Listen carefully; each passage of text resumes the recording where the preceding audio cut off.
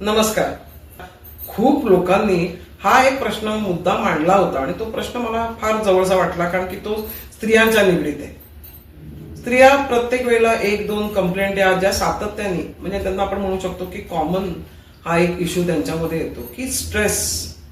असं नाहीये की पुरुषांना स्ट्रेस येत नाही, पुरुषांना तर त्यांच्या वाट्याचा स्ट्रेस आहेच, पण स्त्रियांना अजून थोडंसं 2 चमचे जास्त स्ट्रेस येतो, कारण की मुलांचं बघायचंय, स्वतःचं बघायचंय, आपल्या जॉबचं बघायचंय, घरचं बघायचंय, परत नातेवाईकांचं बघायचंय. म्हणजे बऱ्याच उलाढाल्या त्यांच्या आयुष्यात होत असतात आणि त्याच्यातनं त्या स्ट्रेसमध्ये येऊन बऱ्याचशा त्यांचं डिप्रेशनमध्ये जाण्याचा हा जो आत्ताचा जो काळ आहे, त्याच्यात मी ज्या वेळेला कॅल्क्युलेशन्स केले तेव्हा असं दिसून आलं की बऱ्याचशा स्त्रिया ज्या आहेत त्या डिप्रेशनमधून जातात आहेत.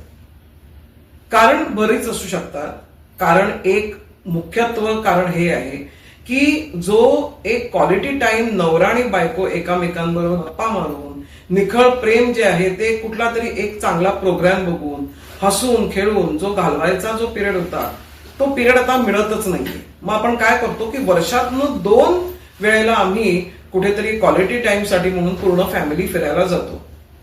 आता त्या फिरायला जाण्याचा सुद्धा लोकांना स्ट्रेस येतो की पूर्ण प्लॅनिंग करा, कसं करा, कुठलं हॉटेल, किती खर्च, काय खर्च, म्हणजे तेही एक स्ट्रेसचं कारण बनून जातं. मला असं वाटतं लांब कुठे जायची गरज नाही. आपल्या घरात बसून सुद्धा आपण 1-2 तास आपण समजा एकामेकांच्या सानिध्यात घालवले, मग त्याच्यासाठी क्वालिटी टाइम फक्त हा नवऱ्याबरोबरची गरजेची नाही, क्वालिटी टाइम हा मुलांबरोबर पण असायला पाहिजे. आणि म्हणून सडन एकदम एक ग्रोथ दिसली, ती ग्रोथ म्हणजे फ्रस्ट्रेशनची ग्रोथ दिसली. मला आजकाल रागावरती नियंत्रण ठेवता येत नाही असं काहीसं दिसून आलं. हा एक प्राथमिक प्रश्न मुलांच्या बाबतीत पण सारखाच आहे, आई वडिलांच्या बाबतीत पण सारखाच आहे आणि आजूबाजूच्या नातेवाईकांचा पण सारखाच आहे. म्हणजे हा आता ज्वलंत प्रश्न व्हायला लागला. मला असं वाटतं की डॉक्टर्स तर सगळीकडे आहेत.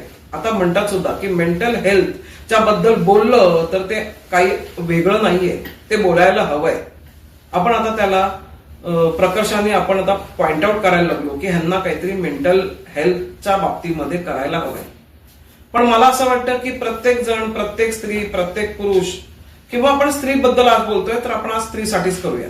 प्रत्येक स्त्री जी आहे ही या सगळ्या धकाधकीच्या आयुष्यातनं पूर्ण सगळं तिचं जे दिवसभराचं रुटीन करून ती जेव्हा गादीवर पडते ना, तर मला असं वाटतं त्यातल्या 70% बायका असतील त्यांच्या डोळ्यातनं पाणी येत असणार आहे.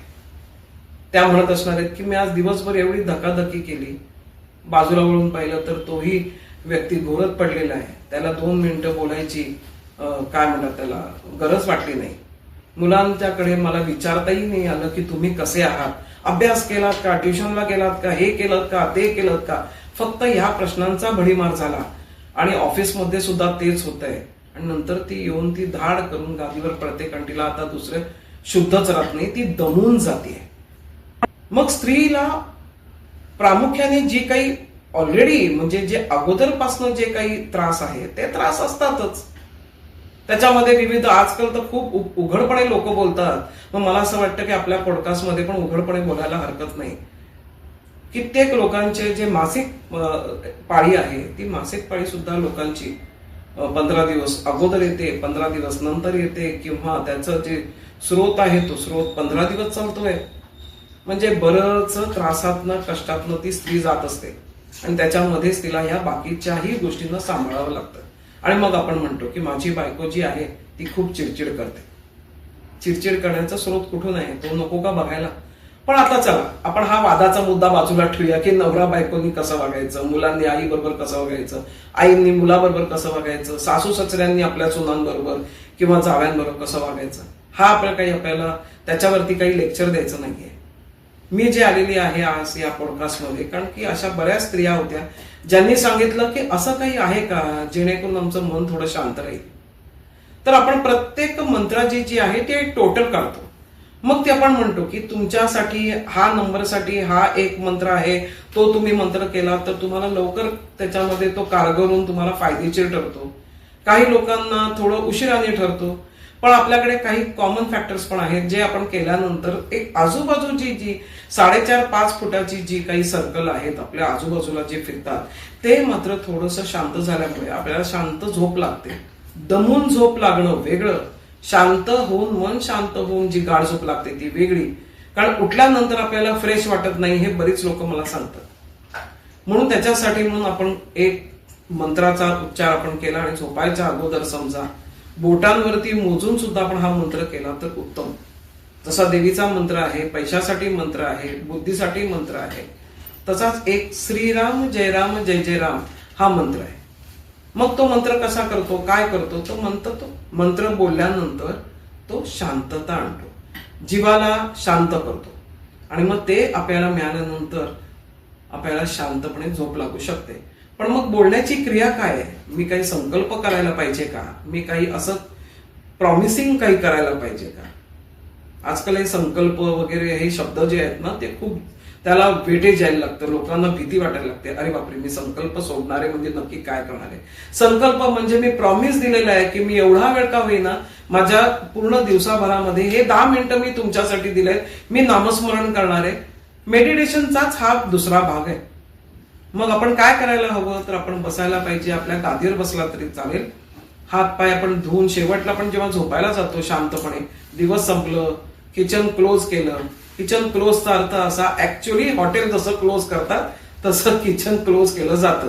म्हणजे एक शेगडीला नमस्कार करायचा आणि म्हणायचं की आज दिवसभरात तू आम्हाला खूप सहाय्य केलेलं आहेस, उद्या पुन्हा तू सहाय्य करणार आहेस, पण तुझ्या या सेवेसाठी म्हणून धन्यवाद. हे आपल्या शेगडीला म्हणायचं असतं, कारण की आपलं अन्न तिथे शिजतं. पहिल्यांदा चुलीला स्त्रिया करायच्या, आपण ते शेगडीला करायचं. आणि शेगडीला करून झाल्यानंतर तोंड स्वच्छ धुवून, हात पाय वगैरे स्वच्छ धुवून, कोरडे करून आणि मग आपण गादीवर आपण येतो झोपायला म्हणून. त्यावेळेला मग स्त्रीनी हातावर मोजून का होईना श्रीराम जय राम जय जय राम म्हटलं तरी चालेल. कित्येक बायका मला म्हणतात की गुडघे दुखतात माझे, त्यामुळे मला घडी घालून बसता येत नाही. मग आपण काय करायचं, पाय सरळ ठेवायचे, हात आपल्या मांडीवर ठेवायचे आणि डोळे बंद करून हा जप करायचा, श्रीराम जय राम जय जय राम. ह्याला तुम्ही थोडस म्हणतात ना, एक वलय द्या, स्वराला तुम्ही थोडस फिरवा, चालू शकतं.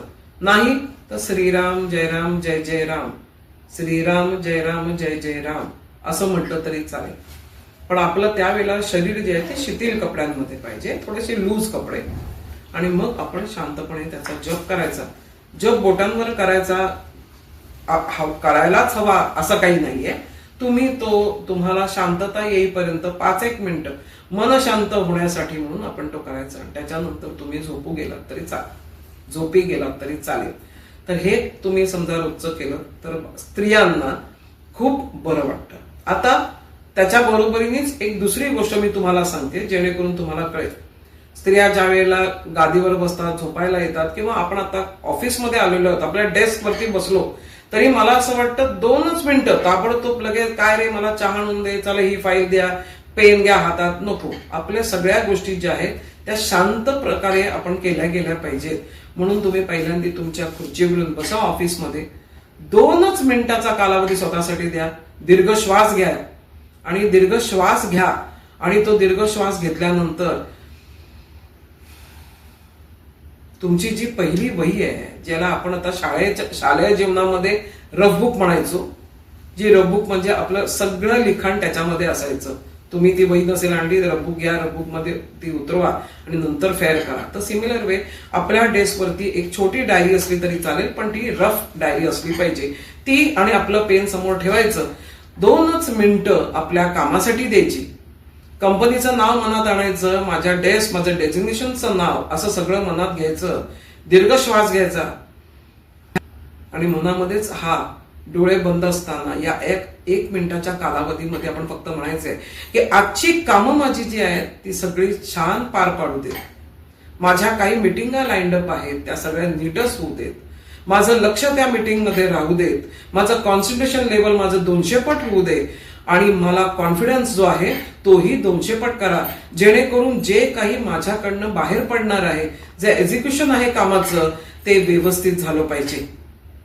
आणि हा 2 मिनिटाचा कालावधी जो आहे स्वतःसाठी दिलेला, तो हात आपले नीटच पाहिजेत. आणि मग आपण समोर बघायचं, कंपनीचं नाव घेतलं, आपलं हा जो मी म्हटलं तसं हे 2-4 वाक्य म्हटली, मग रफ वही आपली जी आहे त्या रफ वहीवरती श्री लिहायचं, कारण ती रफबुक आहे ती कोणाला द्यायची नाही, श्री लिहायचं आणि स्वतःचं नाव पूर्ण लिहून काढायचं. ते पेन जे आहे ते खास करून स्वतःसाठीच वापरलं गेलं पाहिजे. मग सगळ्यांसाठी एक कॉमन नंबर. मी आता 2-3 पॉडकास्टमध्ये पाहिलेलं सांगितलेलं तुम्ही पाहिलं असेल की आता बऱ्याच उलाढाल्या पूर्ण पृथ्वीला लागलेल्या आहेत, काही ना काही चक्र उलटी सुलटी फिरतात आहेत. तर त्यासाठी म्हणून आपल्याला एक नंबर दिला जातो, तो नंबर काढायचा. तो नंबर म्हणजे आत्ताच्या घडीला, कारण की विविध प्रकारच्या स्त्रिया त्यांचे विविध प्रकारचे डेट ऑफ बर्थ आहेत, म्हणून आपण ते नाही करायचं. तर आपल्या रफबुक मध्ये ज्यावेळेला आपलं नाव आपण लिहू त्याच्या पुढे 2 त्रिकोण, एक सरळ त्रिकोण आणि एक उलटा त्रिकोण काढून ती चांदणी बनवायची. त्याच एका पेनाने दुसऱ्या कलरचं पेन वापरायचं नाही. हे लिहिताना तुम्ही काळं पेन वापरलं तरी चालतं किंवा निळ्या कलरचं पेन वापरलं तरी चालतं.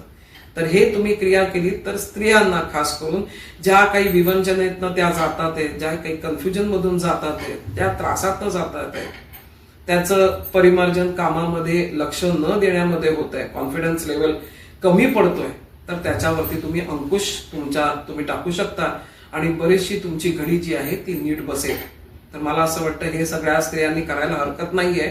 असं नाही की पुरुषांबद्दल आपण बोलणार नाही आहोत, पण निश्चितच पुढचा पॉडकास्ट जो असेल तो पुरुषांसाठी असेल. तर हा खास स्पेशल स्त्रियांसाठी आहे आणि त्यांनी स्वतःच्या तब्येतीची काळजी घ्यावी.